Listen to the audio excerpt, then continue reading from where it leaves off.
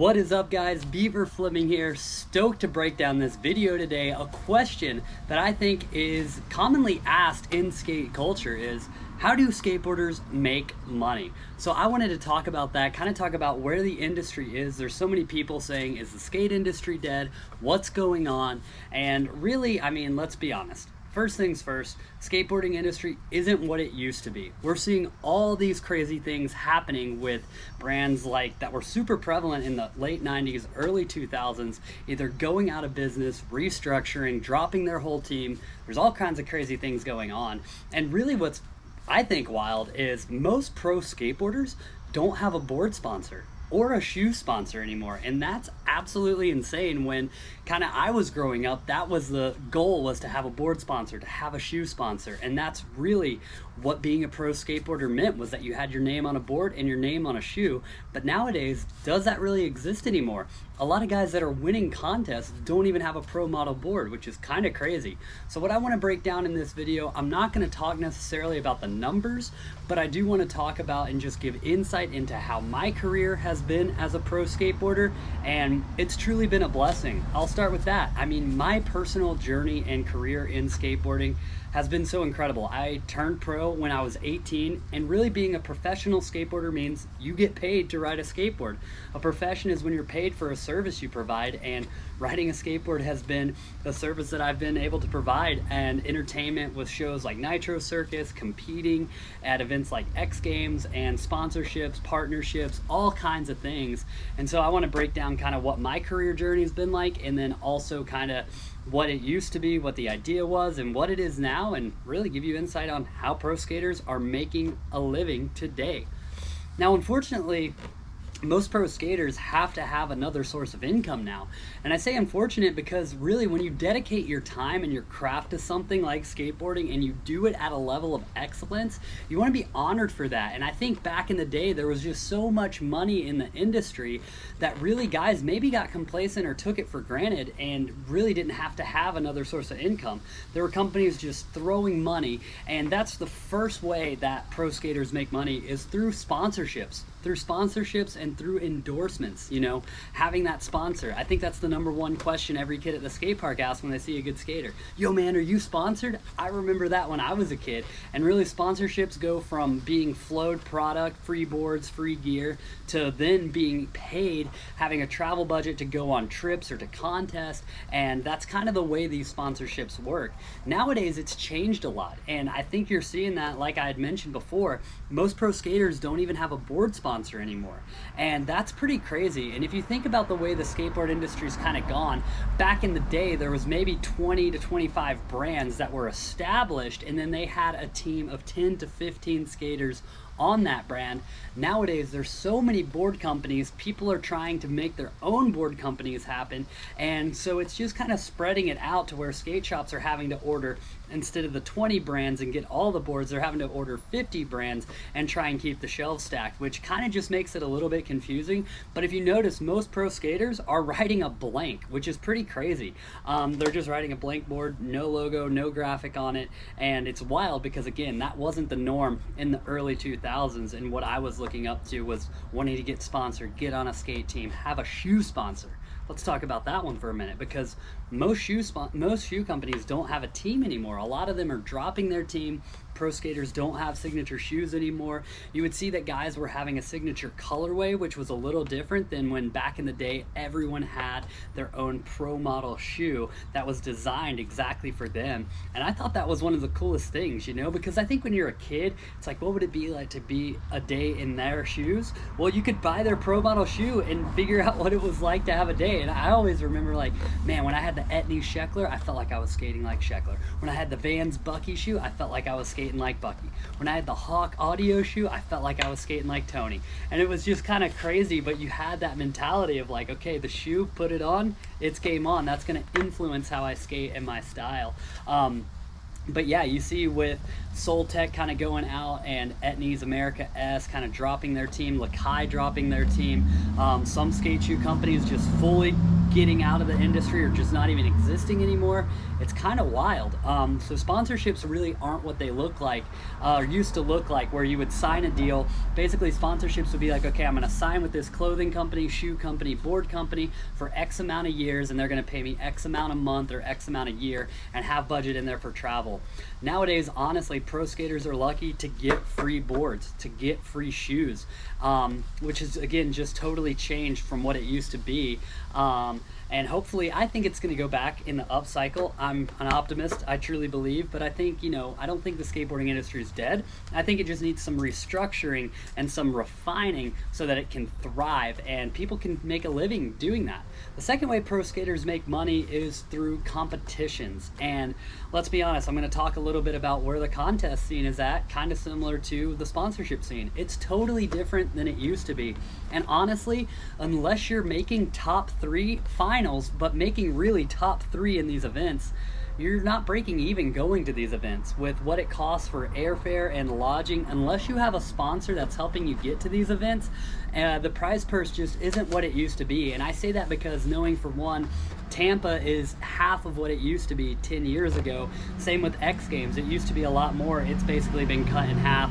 And a lot of these events just don't have the funding and corporate sponsorships like they used to have to be able to have a large prize purse. Now, that being said, I'm grateful I have sponsors like that got me out to Estonia. Haritos footed the bill. They gave me a travel budget so I could go out to Estonia and compete in simple session. But even making 7th place, I didn't make anything from being out there. But thankfully, I didn't lose money because I had sponsors helping me get there, and that do provide a monthly kind of fee to keep me doing what I do and what I love. So I'm very grateful for my sponsorships. But again, I'll get to this in a minute about sponsorships. If you look at my board, a lot of these companies on here aren't necessarily skate companies, and that's okay, and I'm going to talk about that here in a minute. But competitions, unless you're making the top 3 or finals, you're really not breaking even. I will say though, that simple session, they do provide lodging, which is incredible for most of the athletes. Similar with the new series coming out called Jackalope, they actually are helping guys get to the event and providing lodging as well. So that goes a huge way, because really what we are doing is providing entertainment. That's what skateboarding is. It's entertaining to watch skateboarding. You're watching this crazy action.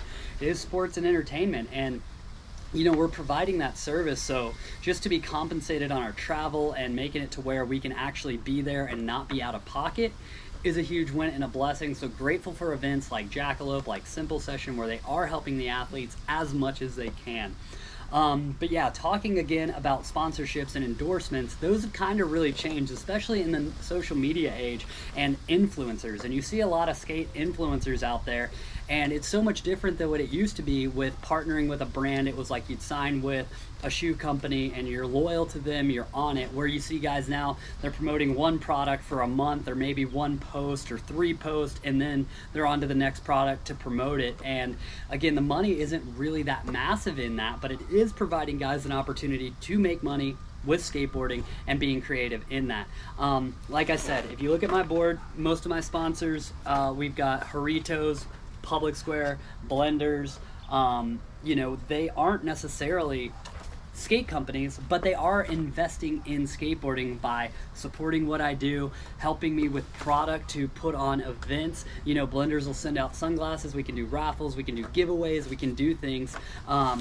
Public Square helping put on ramp revival events, Haritos helping provide money to make content, to go and skate and just do what I love. And so the cool thing is you can partner with these companies that are outside of skateboarding, bring them into our world, and then start to build something beautiful in and through that. And I think that's really a crazy, awesome opportunity. And I've been blessed to get out of the box. I used to ride for Yokohama Tire Company. They supported me for 5 years, and it was amazing. And we had a great run doing content, fun road trips. I did a tray flip on top of my Jeep at the time, and it was really fun. So you have to get clever in that. Also, demos and shows. That's a big source of income for skaters. You used to see teams go on trips. I don't know if you see as much of that, but there are shows and things out there. And again, I'm super blessed to be part of Nitro Circus, which has provided opportunities for me to travel all over the world, represent skateboarding in freestyle motocross and BMX show. That's what Nitro is really known for, but I've been able to represent skateboarding out there, and it's been incredible. And the way that shows or demos work, airplane, all good. The way that demos work, you basically get paid for the demo that you do. If you're hurt, you normally don't get paid for it, so you got to make sure and skate that demo, and that's where you are able to make an income on that. So there's people and teams that are still doing live demos, doing activations at festivals, things like that. So there's all kinds of different ways to kind of make money in the skateboarding industry. And I do think the industry, it is going through that little bit of a struggle, but I do think there is opportunity. You know, skateboarding is growing massively right now. There's more skaters than there have ever been before. There's more eyes on skateboarding than there's ever been before. And I think if we can really just appreciate what it is skateboarding is and create and make something beautiful, that's the thing about making money as well. You make it, you develop it, you cultivate that, and that's what the relationship with life is. You know, life is a gift, an opportunity to create something beautiful, and I think if we can honor that opportunity, and even skateboarding, I think the biggest thing though that I've had to check myself with is not seeing this as a means to an end, because there is times that people, and you see guys that are pro skaters just treating it as a job, eventually something you were passionate about. When your passion becomes your profession, cultivating that love for it so that you don't get burnt out and just see it as like, oh, I got to do this so I'm able to pay the bills. It's like, that's not the right mentality to have. There's been seasons of my life where I've had that and it's been frustrating and I don't feel like I'm skating that good. Then there's seasons that are like, man, I get to partner with these awesome companies, go on these trips and do these things. Hallelujah. It's a beautiful blessing. And so I think just keeping your perspective in it, what skateboarding means to you. Another outlet actually that's just coming to mind, skaters are doing lessons. A lot of pro skaters will do lessons and other things, kind of make ends meet in between. But again, they're giving back, they're generous with their time, and they're sharing the love and the beauty of what this thing is with the community around them and investing in the next generation to be passionate about something that we love. So again, I'm super grateful. I'm going on 12 years of a professional career, which is a long career for a pro skater. I think the average is 5 to 7. So already almost doubling that, which is just incredible. And I'm grateful for more opportunities. And, you know, also another outlet is through making YouTube videos, through creating content. So support those skaters, support the channels, and feel free to represent skating in your own unique, passionate way. That's what we need more of in this day and age. So hope this video encouraged you and enlightened you on really how skaters are making money in these crazy and, you know, kind of uncertain times. But I think the only thing that we can have certainty over anyway is our actions. And so if you sow the time, talent, and treasure that you have into something you're passionate about, it will produce something great. So God bless you guys. Appreciate you checking out this video. Share it. Let me know what you think, what your thoughts on the industry are. If there's anything I missed in this video, would love to know. Yeah, just some extra insight in what you guys are thinking and the relevance of what the skateboard culture is in our world. You.